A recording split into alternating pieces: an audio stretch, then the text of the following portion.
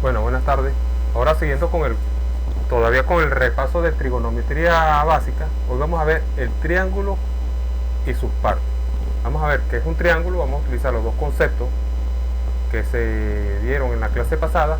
Vamos a ver cuáles son las partes de un triángulo y sobre todo nos vamos a enfocar en los ángulos internos de un triángulo. ¿Para qué? Porque la otra clase es cómo calcular la hipotenusa y los catetos de un triángulo, y después terminaremos siempre con las relaciones trigonométricas.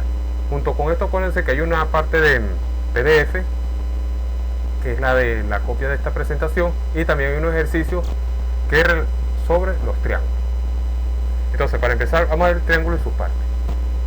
El triángulo, hicimos las dos definiciones, que la primera, que es la más básica, que es un polígono de tres lados. Un triángulo tiene tres lados, A, B y C. Y también el otro es que el otro concepto es, definición, es la intersección de tres rectas, y es la intersección de dos en dos. Entonces eso me va a dar una porción, un plano, y ese sería un triángulo. Ahora vamos a ver las relaciones que hay, cómo se llaman los lados y los ángulos internos que se forman al intersectar las tres rectas.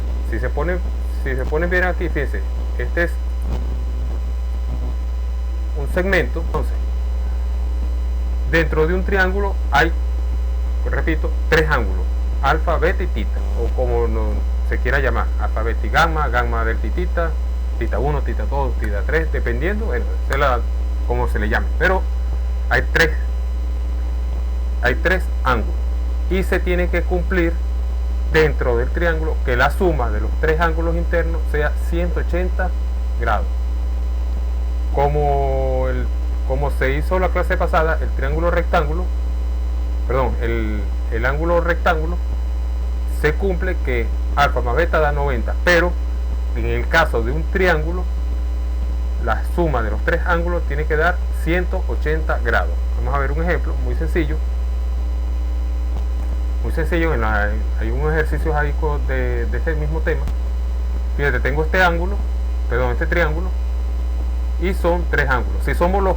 Si me piden demostrar que la suma de los tres da 180, solamente lo sumo, y me tiene que dar 180 grados. 43 más 107 más 30 grados me da 180 grados. Y así queda demostrado que la suma de los ángulos dentro de un triángulo es 180 grados. Otra de las características de los triángulos, aparte de los ángulos internos, es que tiene los tres lados A, B y C. La trigonometría por parte de la matemática es relacionar, teniendo los ángulos, calcular los lados, o teniendo los lados, calcular los ángulos. Eso lo vamos a ver ya en relaciones trigonométricas. Solamente vamos a ver, viendo un triángulo, cómo determinar los ángulos, así ver qué ángulos tiene y cómo son los lados. Ahora, los lados también tienen otros nombres. Por ejemplo, el lado A es el lado opuesto al ángulo alfa. Fíjense, ¿cómo sé yo el ángulo opuesto a un ángulo? Busco una flechita que sale del ángulo y intersecta al otro lado. Entonces es como el lado que está al frente del ángulo.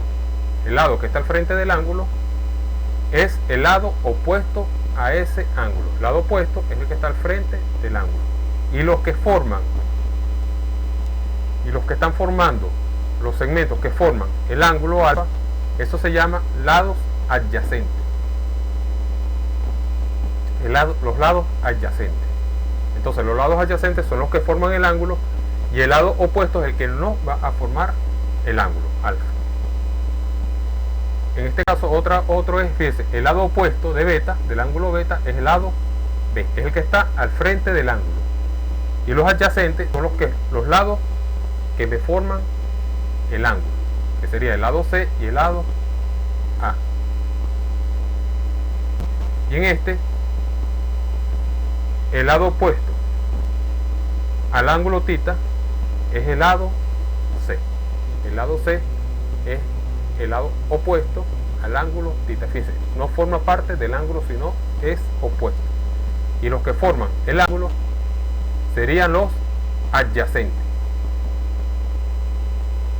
Los lados adyacentes son los que forman. Este caso sería el lado A y el lado B. Como son segmentos los lados, esos tienen unos valores o unos módulos. Vamos a ver.